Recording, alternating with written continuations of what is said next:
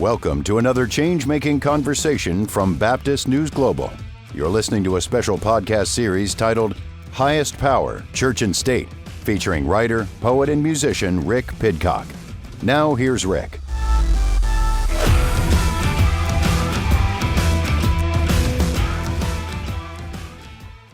This hospital is going to be a beacon of light for the medical world in Africa. Samaritan's Purse, along with Tenwick, dedicated this cardiovascular heart hospital. It's the premier one in all Africa, and Dad hasn't had a chance to see it, so he was able to tour it today for the first time. Doctors will come from other regions, from other countries, to study, to see, to observe, to take back to their country what they've learned here. This facility, for generations to come, is going to change the face of cardiac care in sub-Saharan Africa, not just physically, but spiritual care. Doctors, nurses, they are very friendly. And I thank God because it is God working in them. This is something God has done. Now, I pray that 100 years from now, the gospel will still be preached here at Tenwick. The audio we opened this episode with came from a video put out by Franklin Graham's organization Samaritan's Purse about a cardiovascular heart hospital in Kenya. And if you're feeling tension hearing that, that's kind of the point of today's episode.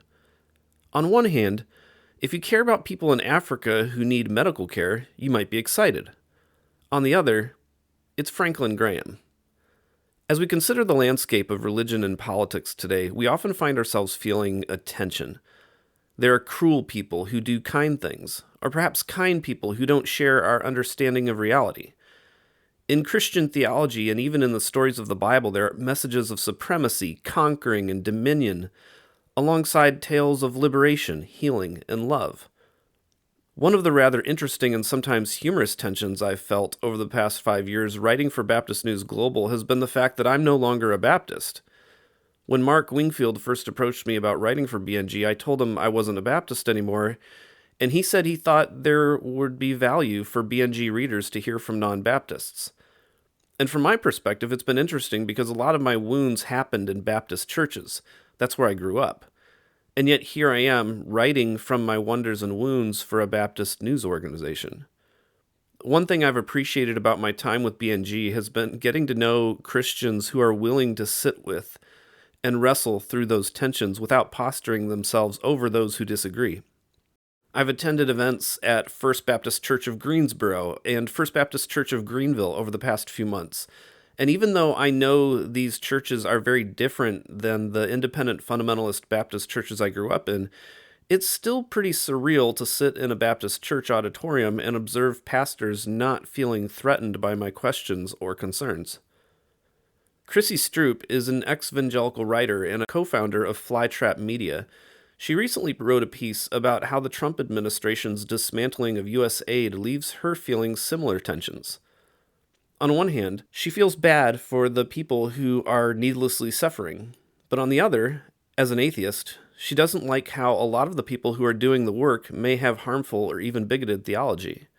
So I wanted to interview her about a recent piece she wrote on the Bugbear Dispatch, titled On U.S. Aid, Christian Missions, and Sitting with Uncomfortable Tensions. For her subtitle, she said, "If you have to choose between Elon Musk and evangelical missions, alleviating disease and poverty, you hold your nose and choose the evangelicals." An atheist choosing the evangelicals? That seems like a conversation worth exploring. Or perhaps, as Chrissy called it, a tension worth sitting with. So as you listen to our interaction, I invite you as well to sit with the tension and learn from the vulnerability of a liberal ex-evangelical atheist who stands uncompromisingly against evangelical theology, while at the same time partnering where possible with Christians to relieve suffering in the world.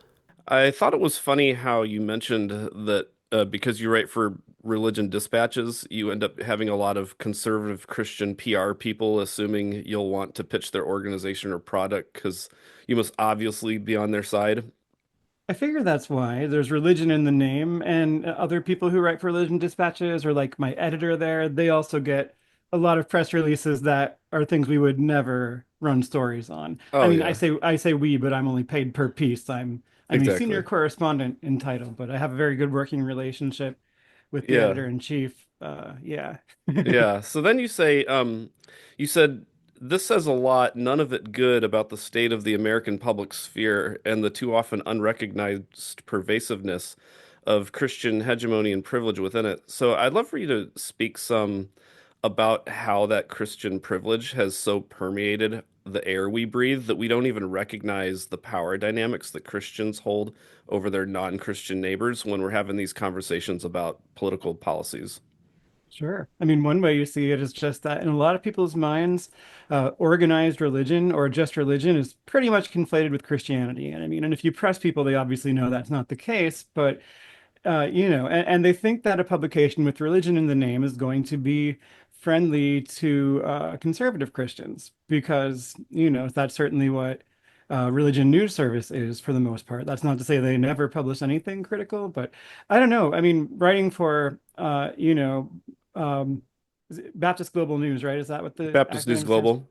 Sorry, Baptist News Global. Yeah. Do you get weird press releases in your inbox? Oh yeah, all the time. Yeah, and everybody and then I get the opposite, they'll when they find out that it's not a Southern Baptist thing, they get really angry. They're like, "This isn't Baptist." So, I kind of get cracked up about it.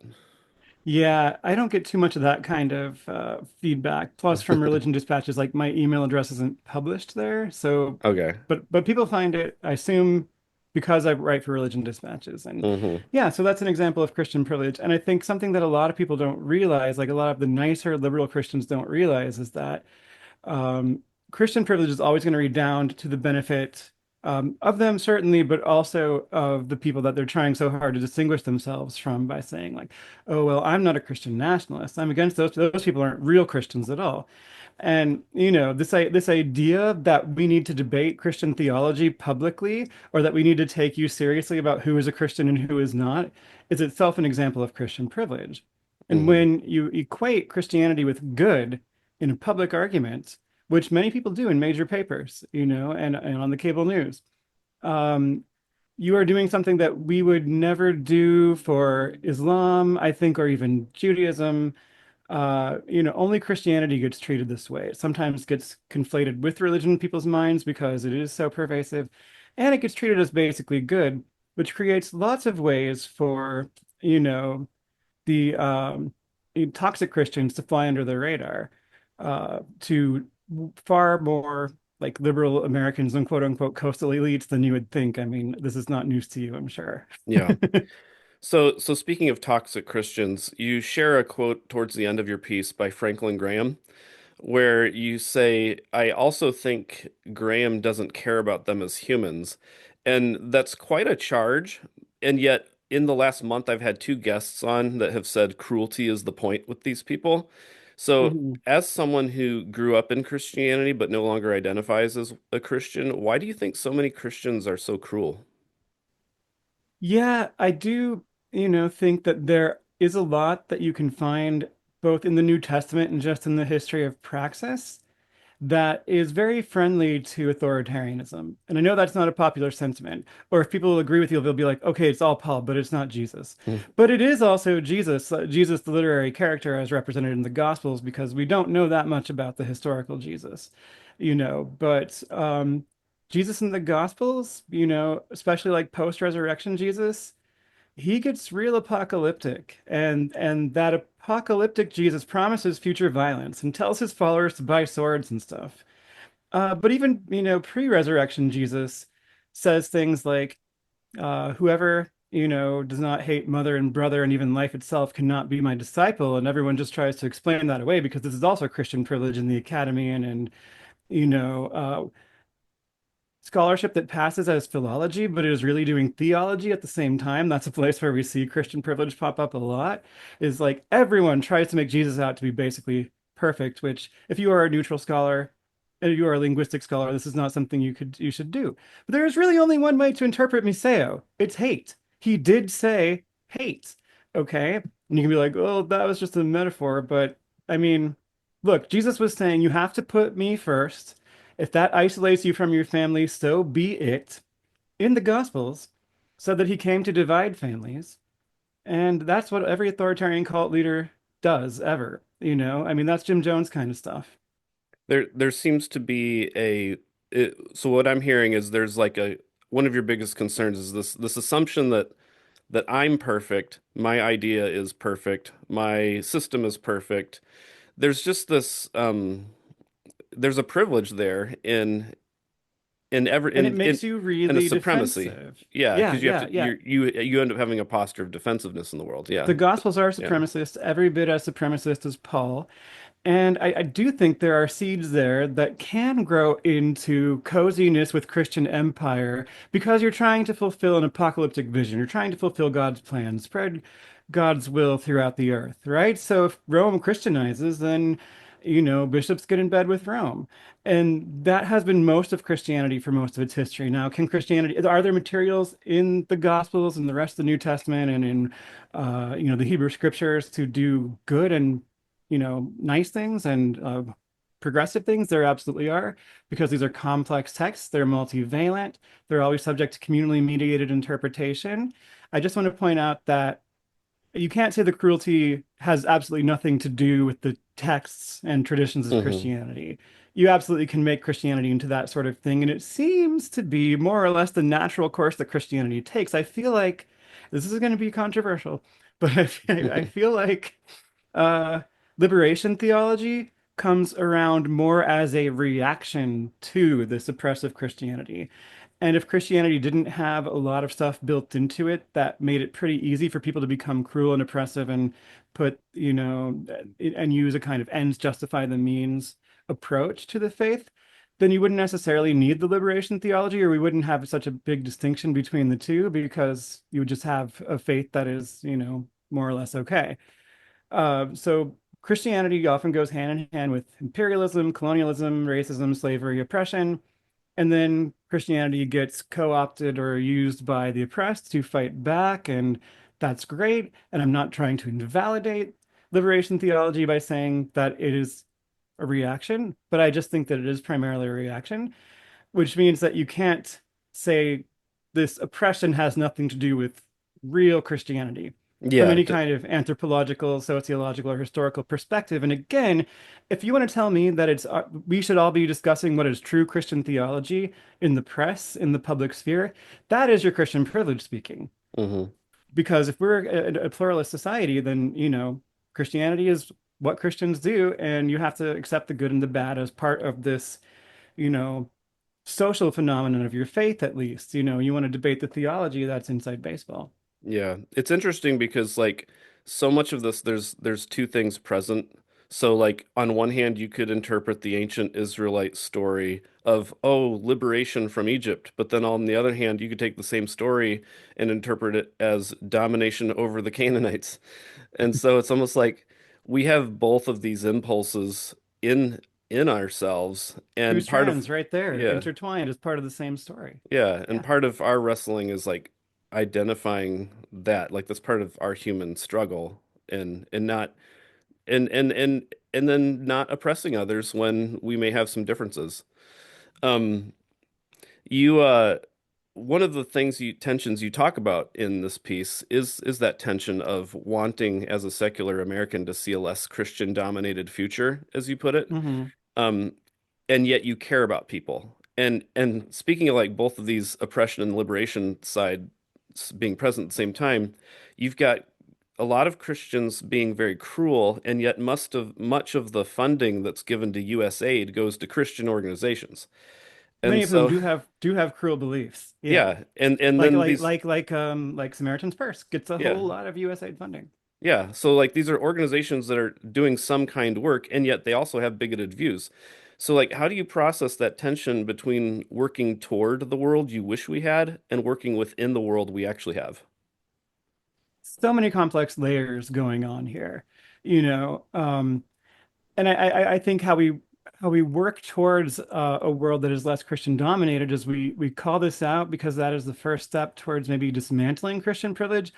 And, right now we're in this moment of serious backlash by those with power against any understanding of privilege, white privilege, male privilege, straight privilege.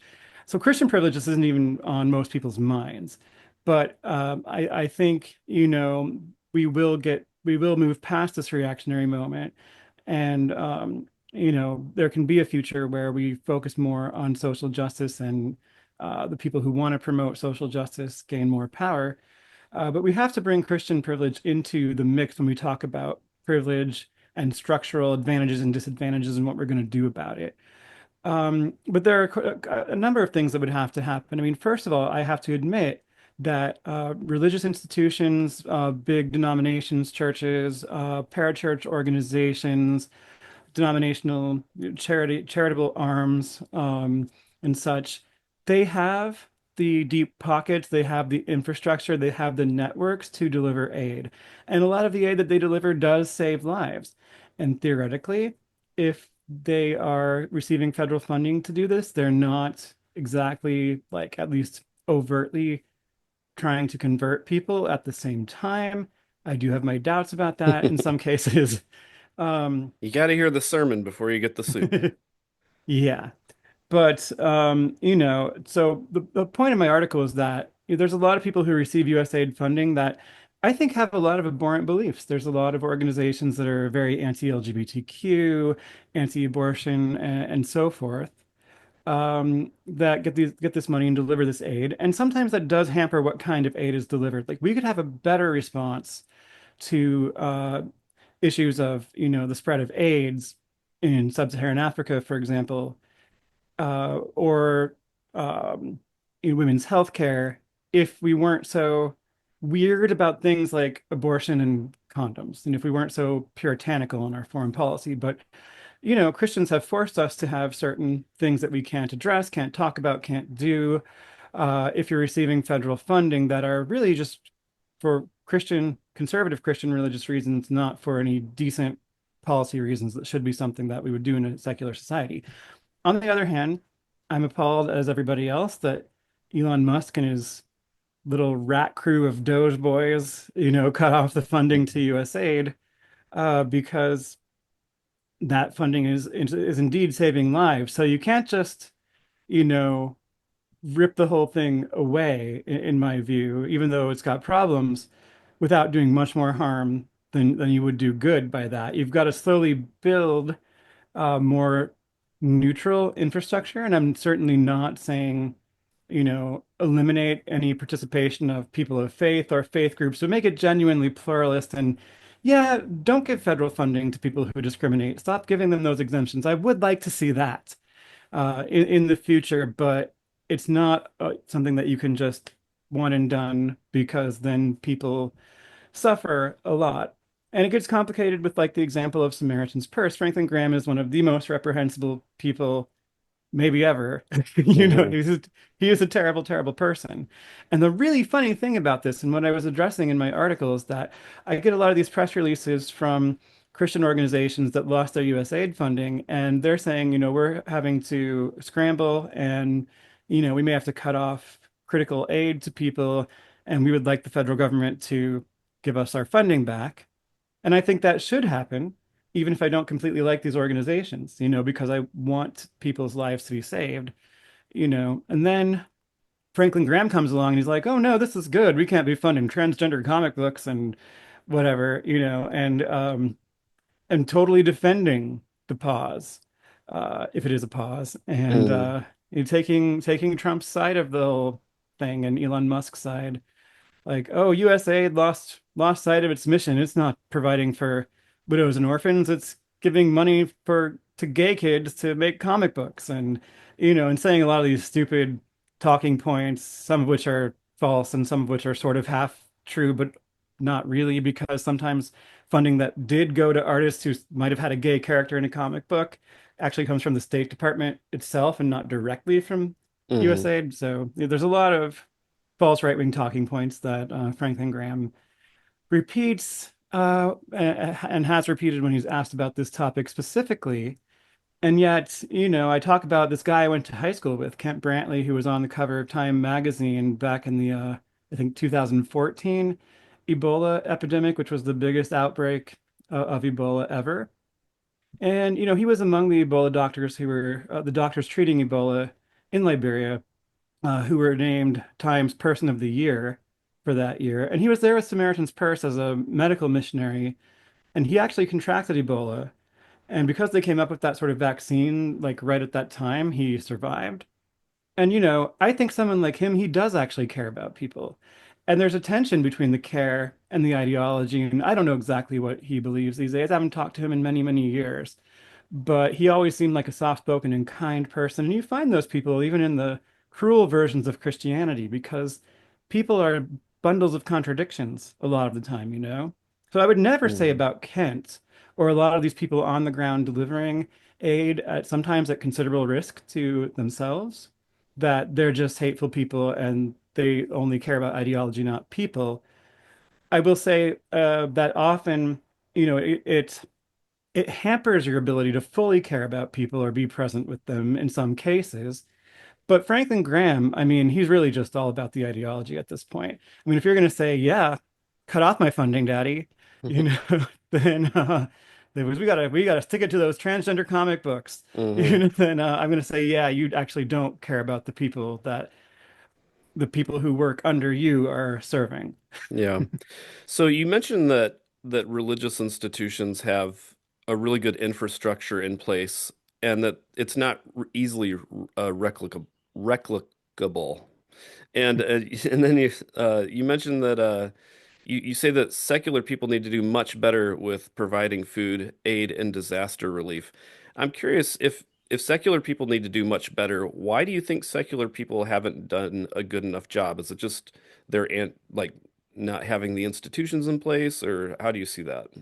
It's partly that, and the institutions are slowly changing in positive ways, I think. I mean, certainly the institutions that, people who read the news could name, like the national organizations like American Atheist or the Freedom from Religion Foundation and so forth, they have historically been, you know, out of touch and sometimes to some extent still are FFRF more than American Atheists. American Atheists has actually shifted a lot towards inclusivity and, uh, you know, seeing secular advocacy as something broader than just like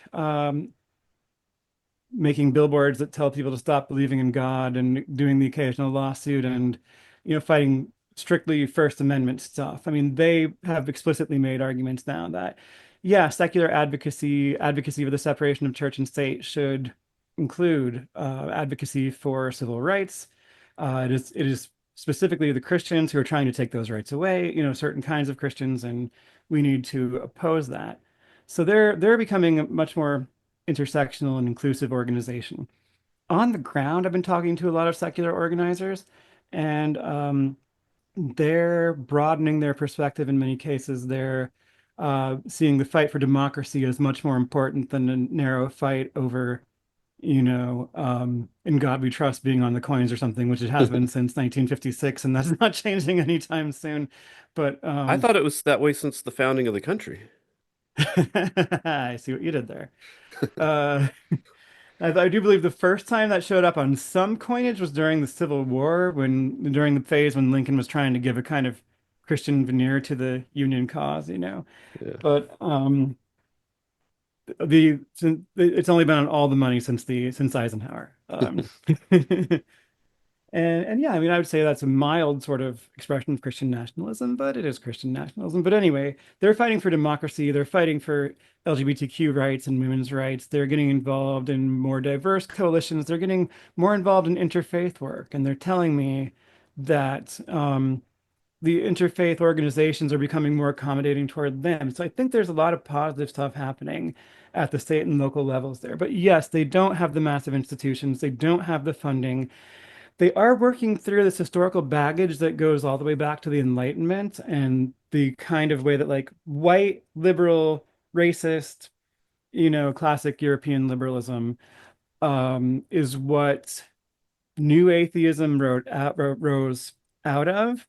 And so a lot of times they're still using this very cringe sort of Enlightenment rhetoric. I mean, I've had one local atheist activists sign an email to me with "yours in reason," for example, and I'm like, oh, that is so cringe. But if you talk to them too, they'll also be like, we've realized we have to be more about community. We have to do more social events. If we're ever going to compete with churches in any way, we certainly can't be debate clubs or places where anyone who's not like a 65 and up white man feels uncomfortable. Yeah. And we can't only host lectures. We need to actually build a community and provide some social support, maybe even some rituals. That's what, for example, the whole Sunday Assembly organization is trying to do, but it doesn't do much more than that necessarily to build a broader community. But I got invited once to preach I guess the non-sermon, or I don't, or just give the talk or whatever for Sunday Assembly Nashville, and it was during the pandemic, so I had to do it remotely, just give like a nice secular reflection on whatever, and then they donate, I think it was $200 to a charity of your choice for you doing that, and that was all actually a very uplifting experience. I quite enjoyed it, even just doing it virtually and remotely. So there's some experimentation with this stuff going on, right? But churches have a huge advantage in being able to mobilize people. Secular organizations, I think, are starting to figure some of that out, and how you can't just make people go, or well, not make them, but you can't just encourage people to go do things. You have to provide community and social support, and then people will happily go do things like, plant local or plants like indigenous plants in marshes where they're being displaced by invaders, or go to a protest or whatever kind of service project. Yeah. I also think maybe the future of like major aid projects needs to be in coalitions that would be interfaith in a way that is inclusive of non-faith.